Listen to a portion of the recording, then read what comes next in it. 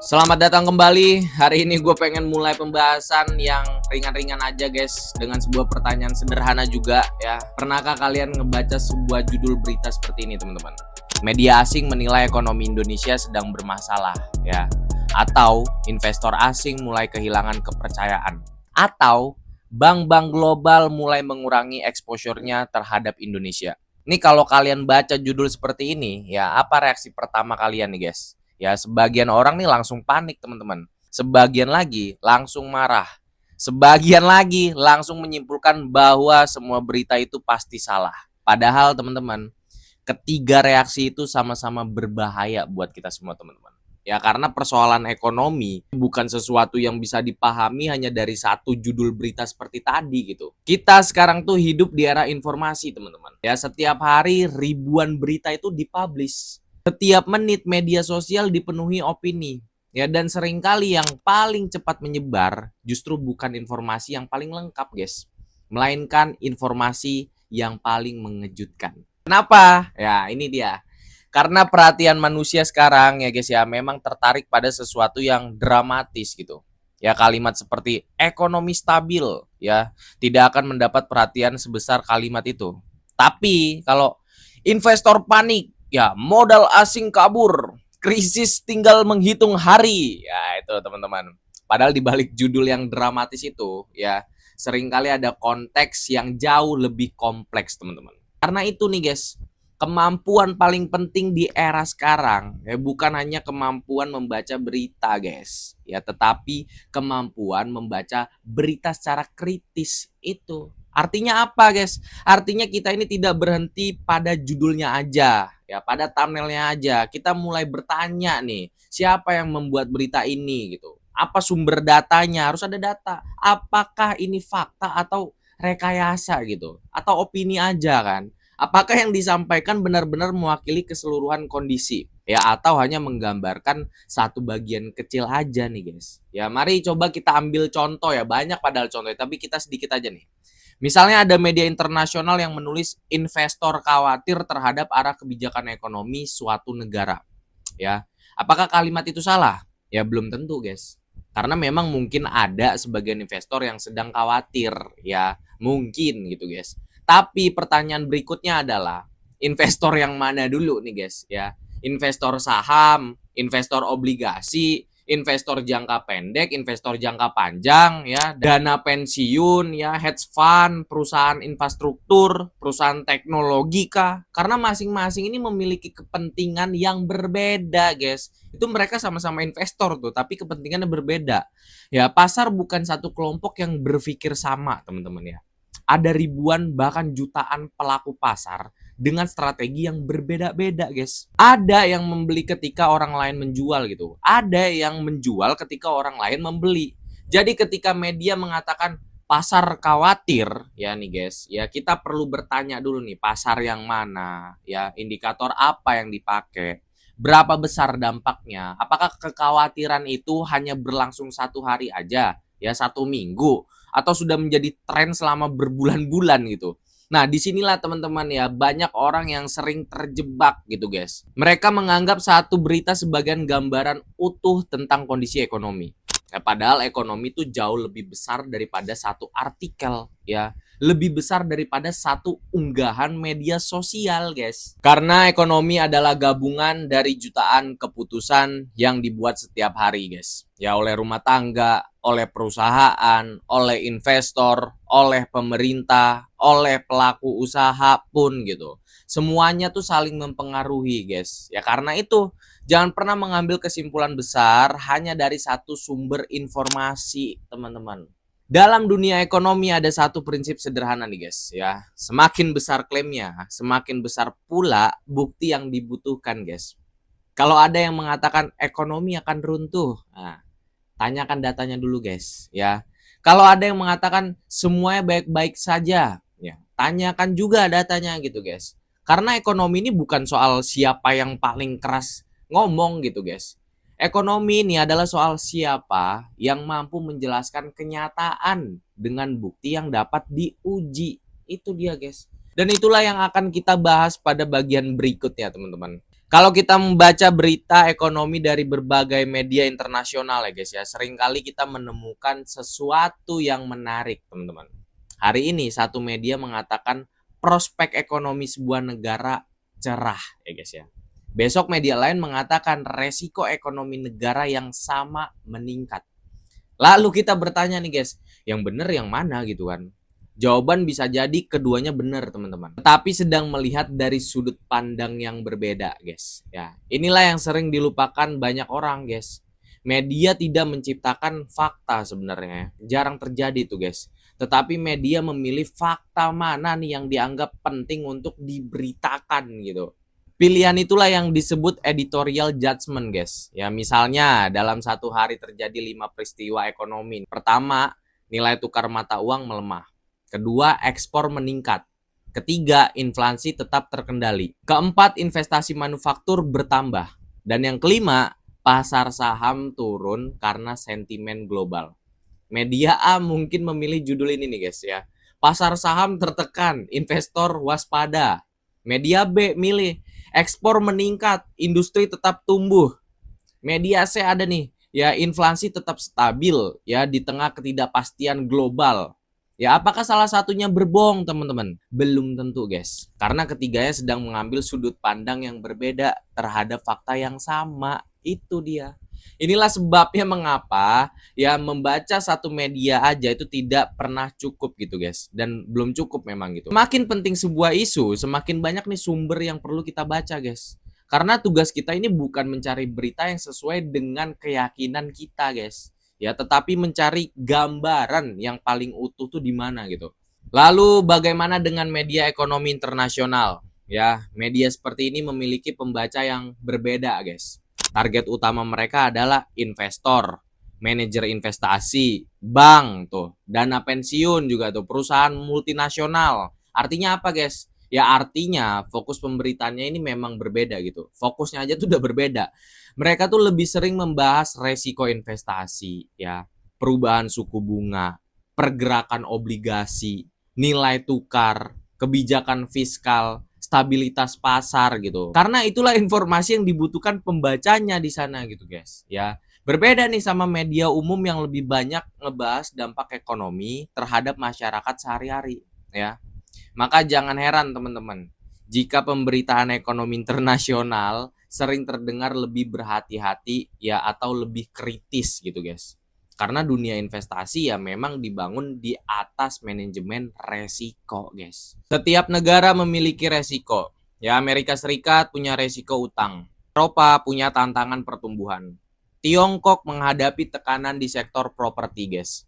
Jepang juga menghadapi persoalan demografi. Jadi negara-negara berkembang menghadapi tantangan pembiayaan dan volatilitas arus modal guys. Ya tidak ada negara yang bebas resiko. Lu mau negara manapun pasti beresiko gitu guys. Yang membedakan adalah bagaimana negara tersebut mengelola resiko-resiko itu gitu. Nah, disinilah kita juga harus memahami cara kerja pasar, teman-teman. Ya, pasar bukan lembaga yang memiliki satu suara, ya. Ketika kita mendengar kalimat pasar khawatir, ya sebenarnya siapa yang dimaksud gitu? Apakah seluruh investor di dunia? Ya kan tentu tidak, ya. Pasar adalah kumpulan jutaan pelaku dengan kepentingan yang berbeda-beda, guys. Ya, ada investor jangka pendek yang bereaksi dalam hitungan menit gitu kan. Ada investor institusi yang mengambil keputusan setelah analisis berbulan-bulan. Ada juga perusahaan yang tetap melanjutkan ekspansi meskipun pasar saham sedang bergejolak, guys. Ya, ada pula investor yang justru melihat penurunan harga sebagai peluang membeli, guys. Karena itu teman-teman, istilah pasar seringkali mensederhanakan kenyataan yang jauh lebih beragam. Ya lalu bagaimana nih kita membedakan fakta, analisis, dan opini gitu. Nah ini penting teman-teman. Kalau sebuah berita mengatakan nilai tukar melemah 2% minggu ini, itu adalah fakta yang bisa diverifikasi. Ya, kalau seorang analisis mengatakan pelemahan ini memungkinkan dipengaruhi kombinasi faktor global dan domestik. Itu adalah analisis berdasarkan data dan penalaran, teman-teman. Tapi nih guys, ya, kalau seseorang berkata, ini pasti bukti ekonomi akan runtuh. Waduh, belum. apa-apa runtuh gitu kan. Itu sudah masuk ke wilayah opini atau prediksi, teman-teman. Ya, bukan berarti opininya pasti salah, ya. Tapi kita harus memahami nih, bahwa itu bukan fakta yang sudah terjadi, guys. Kesalahan yang sering dilakukan masyarakat adalah mencampur adukan ketiga hal tersebut, ya. Fakta dianggap opini, ya, opini dianggap fakta. Prediksi dianggap kepastian. Padahal ekonomi penuh dengan ketidakpastian gitu kan, guys. Bahkan lembaga-lembaga internasional pun secara rutin merevisi proyeksi pertumbuhan ekonomi karena kondisi dunia terus berubah, teman-teman. Maka sikap yang paling bijak nih bukanlah percaya begitu aja pada satu narasi, guys. Ya, tapi juga bukan menolak semua kritik, ya kan. Sikap yang paling sehat nih, guys, ya, adalah selalu bertanya gitu. Apa datanya, ya kan? Apakah ada indikator lain yang mendukung? Apakah informasi ini menggambarkan keseluruhan kondisi atau hanya sebagian kecil aja gitu?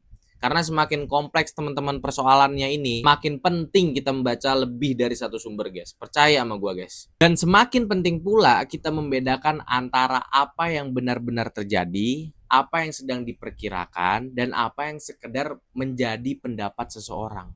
Ya, teman-teman, kalau ada satu pelajaran yang ingin gua tinggalkan dari pembahasan hari ini ya, guys ya. Pelajaran itu sederhana, guys. Ya, jangan pernah membangun kesimpulan besar dari informasi yang masih kecil, ya. Di era media sosial ini, guys, kita terbiasa dengan informasi yang serba cepat nih. Satu unggahan, satu video, satu grafik ya, satu headline. Lalu dalam hitungan menit bahkan nih sering FYP ya muncul kesimpulan yang sangat besar gitu. Ekonomi akan runtuh. Karena itu teman-teman, tugas kita sebagai masyarakat bukan menjadi orang yang paling cepat bereaksi ya guys ya. Tetapi menjadi orang yang paling tepat memahami informasi. Itu aja teman-teman. Lalu bagaimana nih caranya? Ada 5 pertanyaan sederhana yang menurut gua wajib kita biasakan setiap kali membaca berita ekonomi guys. Yang pertama, apa faktanya? Ya, pisahkan dulu nih data dari komentarnya nih guys. Kalau ada berita yang mengatakan nilai tukar melemah, lihat angkanya guys. Ya berapa persen, berapa lama, apakah hanya cuma sehari, apakah tren 1 bulan, atau memang sudah berlangsung bertahun-tahun gitu. Ya karena fakta selalu bisa diverifikasi teman-teman. Ya. Dan yang kedua guys, apa penyebabnya? Ini dia penting juga nih guys ya. Jangan buru-buru teman-teman untuk menyimpulkan semuanya. Dalam ekonomi ini hampir tidak ada peristiwa yang disebabkan oleh satu faktor aja nih guys. Misalnya ya, pasar saham turun. Apakah karena kebijakan pemerintah? Bisa jadi guys. Apakah karena perang dagang? Bisa jadi juga guys. Apakah karena suku bunga Amerika naik? Sangat mungkin teman-teman. Apakah karena harga minyak dunia berubah? Ya bisa jadi teman-teman. Artinya guys ya, dalam ekonomi selalu ada banyak variabel yang bekerja bersamaan guys ya. Ini mereka saling menyambung gitu. Dan tugas kita adalah memahami hubungan antar variabel itu guys. Ketiga, apakah ini tren atau hanya peristiwa sesaat? Ini yang sering dilupakan teman-teman. Misalnya nilai tukar melemah selama 2 hari ya guys ya. Apakah itu berarti ekonomi sedang krisis? Ya belum tentu teman-teman. Pasar keuangan memang bergerak setiap hari guys. Ya, yang jauh lebih penting adalah melihat arahnya dalam jangka menengah dan panjang gitu. Begitu pula dengan berita, teman-teman.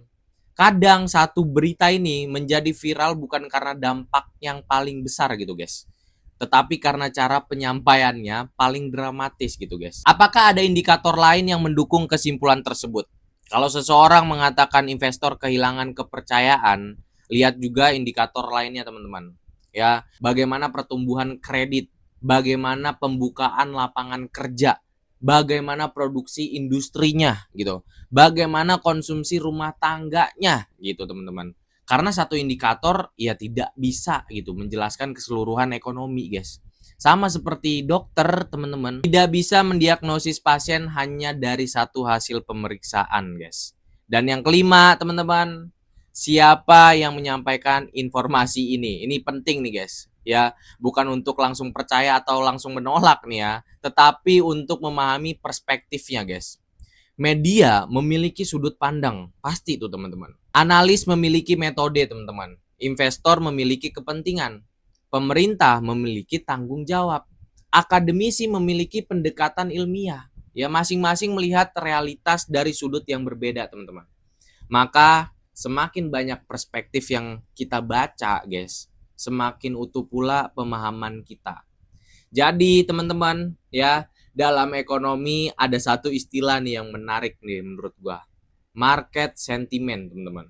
Sentimen pasar. Sentimen itu penting, guys, karena persepsi bisa mempengaruhi keputusan investasi loh, ya.